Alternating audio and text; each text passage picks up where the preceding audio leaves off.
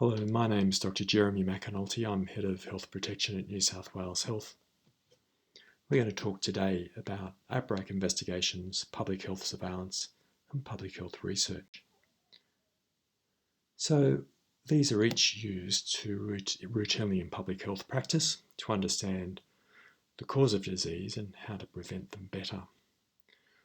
But each of them has a slightly different purpose and slightly different methods and differing ethical frameworks. So let's first talk about outbreak investigations. What is an outbreak, why they matter, how they're identified, how they're investigated, and ultimately controlled, and some of the ethical and emerging issues. So an outbreak is simply more people with a disease than you would expect. So examples include an outbreak of diarrhea and vomiting in people who've been to a common event like a wedding that might be caused by eating a bad food, or an outbreak in the community of pneumonia caused by a particular germ, Legionella or Legionnaire's disease, that's ultimately traced to a contaminated air conditioning system. Or another outbreak might be an outbreak of measles in a community spread from person to person among unimmunised people. Here's an example of some surveillance data which shows people notified to New South Wales Health with measles each month over a number of years. And you can see that in some months, particularly in the early part of the early part of 2014, there was a jump in reports of measles, and that represented an outbreak in a particular community in southwestern and western Sydney.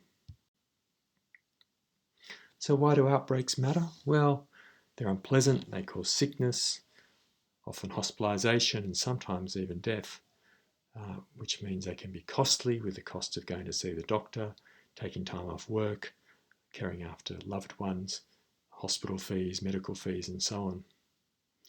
They can cause a lot of concern and even fear in communities. Remember a couple of years ago the Ebola outbreak in Africa. In countries that were never going to be affected, there was a lot of fear that it would arrive on the shores and make people sick there. But even lesser outbreaks can cause a lot of concern in the community. Importantly, from a public health point of view, outbreaks are often controllable, which means we try in public health to understand what's causing them so we can stop them and stop further cases occurring.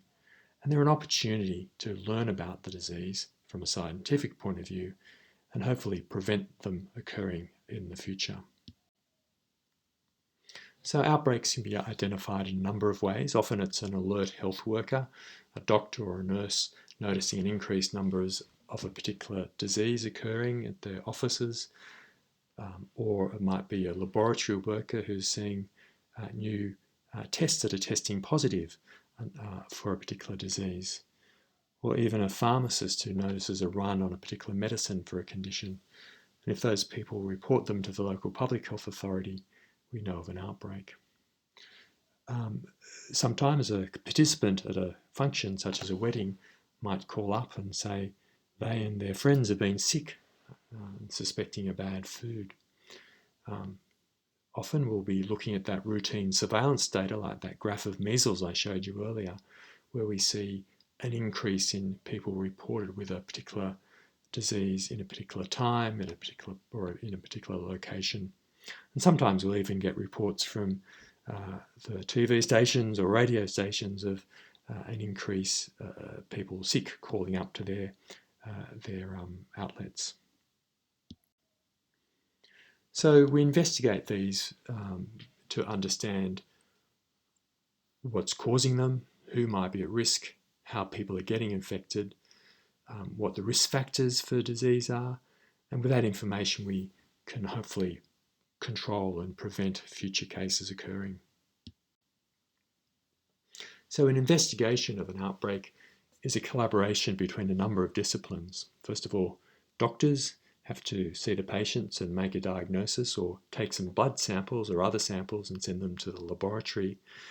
And the laboratory workers then can do special analyses to help diagnose the disease and often do particular typing of bacteria or viruses to find out if there are certain specific strains which might be making people sick. Often the technique whole genome sequencing, or WGS, is very useful here, where it can be very specific in identifying what particular type of infection people have. An epidemiological investigation involves interviewing patients who are sick and asking them about their risk factors, such as where they travelled, what they ate, if they went swimming, who they had a contact with, and so on, to understand what potential risk factors they might have that might have put them at risk of getting sick. Sometimes we'll compare that information about exposures that patients had with a control group, a group of people who are otherwise similar to the people who were sick but weren't sick, and we can look at the differences between those two groups of people to see what might be explaining the outbreak. And this is tied together by an environmental investigation, where we'll look to see if there are any factors in the environment where people have been, or where they obtained foods eaten. Often foodborne illnesses require a trace back of where the foods came from. So food inspectors will look at where patients purchase their food at a restaurant or a retailer, find out from those shops where they got their food from, what wholesalers, and then trace back from the wholesalers to find out where they got their food from, whether factories or farms, to see if there's a common supplier. And can even try and swab those locations, those suppliers, to see if we can recover the same strain of bacteria, and then match it with the strain of bacteria identified from patients using techniques like whole genome sequencing. So once we have that information, we can then hopefully use it to control the outbreak. So once we understand where the food, for example, is coming from, who's at risk of getting disease, how the infection is spread, is it by eating a particular food, do people have certain risk factors that make them more vulnerable to infection. With that information, we can then hopefully control the source by recalling the food, putting alerts out to people at risk, for example, through the media, or contacting them directly where we can. We might advise on particular measures, such as thoroughly cooking particular foods, and we might advise some people to avoid eating those sorts of foods altogether. Now, what about the ethical framework? Well, outbreaks are an expectation of government, and governments pass acts like the Public Health Act in New South Wales that lay out the laws and kind of rules that we all have to follow to make sure that we're doing them properly. This includes the list of diseases or notifiable diseases that doctors and laboratories and hospitals have to notify to public health authorities to allow an investigation to occur. In addition, in public health, we have a range of policies and procedures for public health workers to follow during investigations, and training of public health staff so they know what to do and how to do it. And we have often oversight with expert panels to ensure outbreak investigations are done thoroughly and well. Now, there are a number of emerging areas in outbreak investigations. First, there's digitalisation of data, means that there's much more data available on patients and potential outbreaks. So we can use electronic patient records to track trends in disease. For example, the number of people turning up to emergency departments with a disease like influenza. We've got increasingly sophisticated laboratory techniques, including things like whole genome sequencing, that allows us to be very specific in identifying the source of infection in particular patients, and be much more sure that a particular infection is the same in a group of patients. We've got better ways to communicate to patients at risk and the public at large. So when we do have some recommendations about what's causing an outbreak and how to avoid it, then we can pretty rapidly get information out to the broader community, particularly those at risk of infection. And from a scientific point of view, we've got much better ways through internet-based systems of collaborating both locally and internationally to rapidly learn from each other and learn from the experience of people around the world from outbreak investigations. So there's a growing body of scientific evidence about the risks for certain diseases and how to prevent them. So let's move from outbreaks now to public health surveillance, and we'll talk about what it is, how it's done, and again, some ethical issues and emerging areas.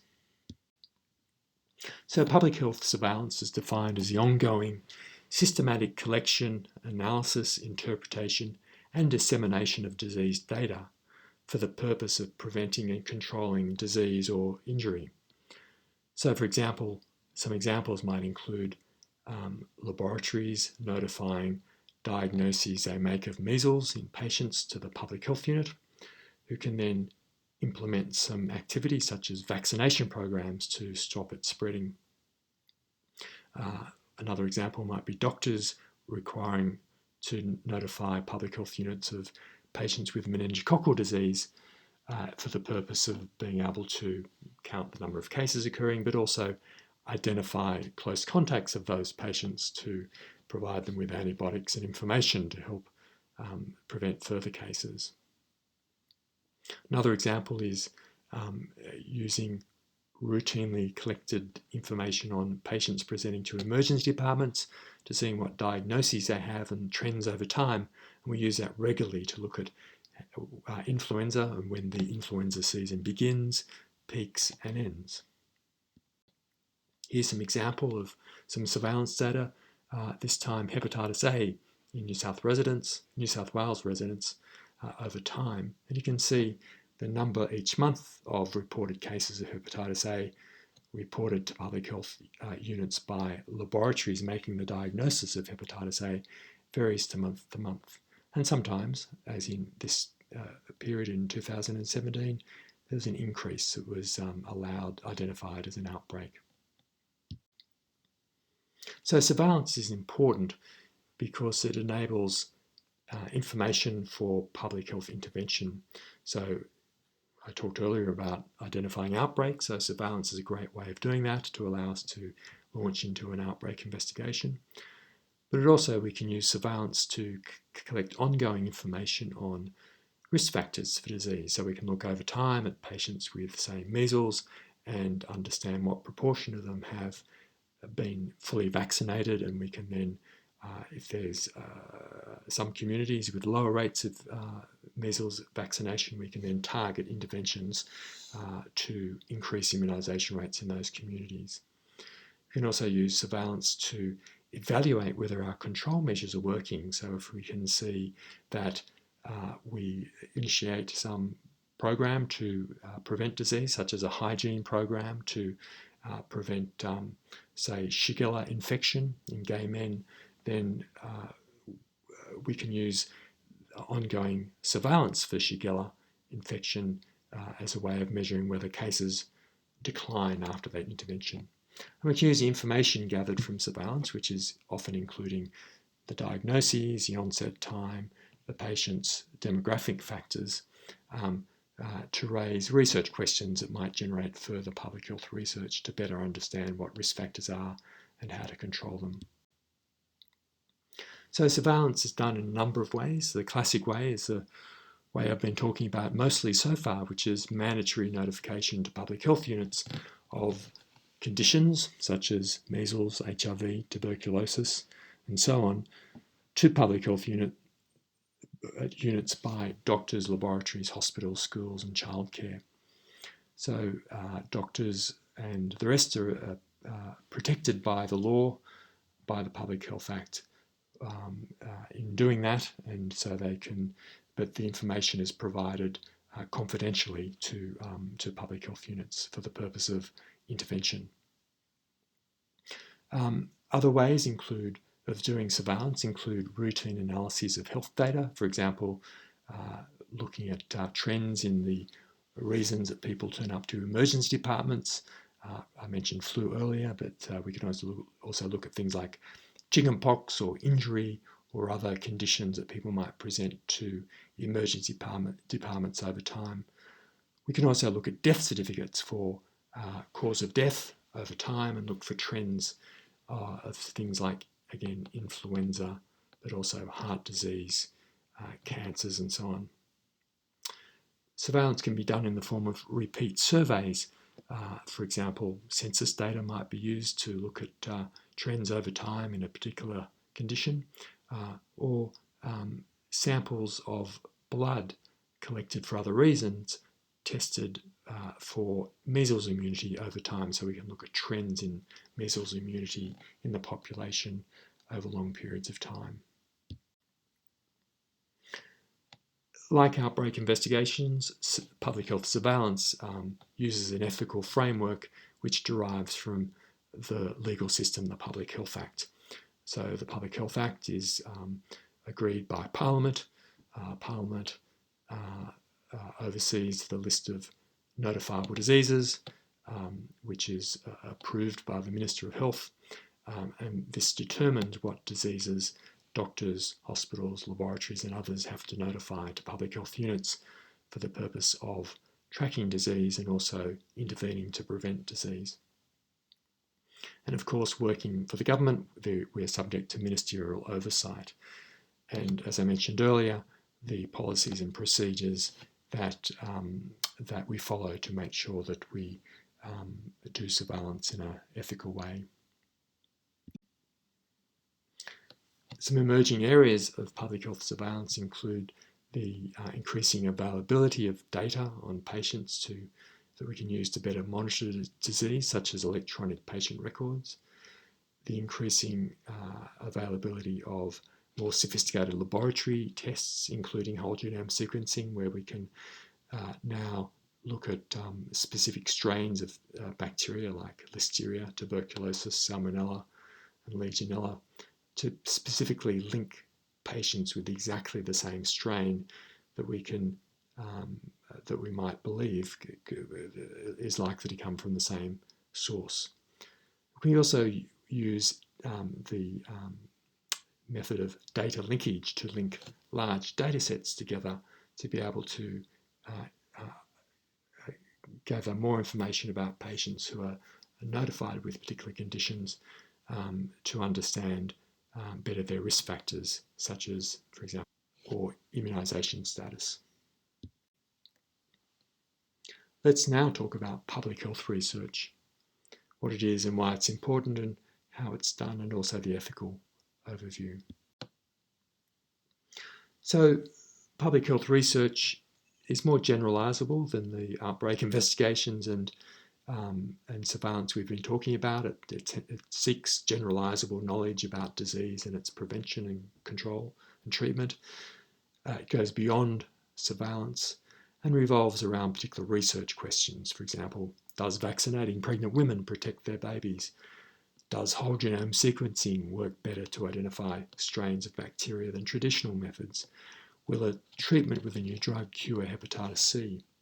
And typically, the timeframes around public health research are less immediate than we expect for outbreak investigations or surveillance, where we're really just seeking to control disease in some way. So there are three ways that public health research uses existing health data. There are many ways of doing public health research, of course, but just focusing in on those ways associated with surveillance data, perhaps. One way of doing research is having public health university or other researchers applying for access to surveillance data to help understand and answer a research question, such as, can we develop a better vaccine to target a particular disease that is currently in the community? So it's providing access to researchers to routinely collected data. Another method of public health research is linking public health data to other data sets. for example, linking hospitalisation data, notification data, and vaccination data to understand some of the risk factors for poor health outcomes. A third example might be researchers gathering additional information with patient consent from patients and perhaps comparison groups of people about a condition. So researchers might apply for ethics approval to contact patients who've been notified with whooping cough to interview them or their mothers to understand their risk factors such as vaccination and whether they did when they got sick and what their other risk factors might be, and use that information to study whether or not vaccination against whooping cough in mothers prevents disease in babies. So public health research, of course, has a different ethical framework from surveillance and outbreaks investigation, and that's largely because it's done by researchers who aren't under the governance of the health department. So public health research requires ethics committee approval and oversight to ensure that patients are kept safe and not harmed inadvertently in any research done. It also requires consent from the data custodian. So each data set that the health department has a data custodian whose job is to protect the people whose data is within that data set. So in conclusion, outbreak investigation, surveillance and research are all important ways of understanding disease and therefore preventing and controlling disease in the community. They have similar aims, but often different timeframes, with outbreak investigations being acute emergencies, surveillance being ongoing, real-time work, and public health research being longer term. They have different governance frameworks and ethical frameworks. Surveillance and outbreaks are part of our job in public health, and researchers are overseen by ethics committees to ensure that they access and use data in an ethical way and people are protected. And each is subject to emerging new technologies. And whole genome sequencing is one example of a new technology that we're still learning about, but has been proved to be very useful in helping us understand which patients have a particular infection that might be related and caused by a common source. Thank you very much.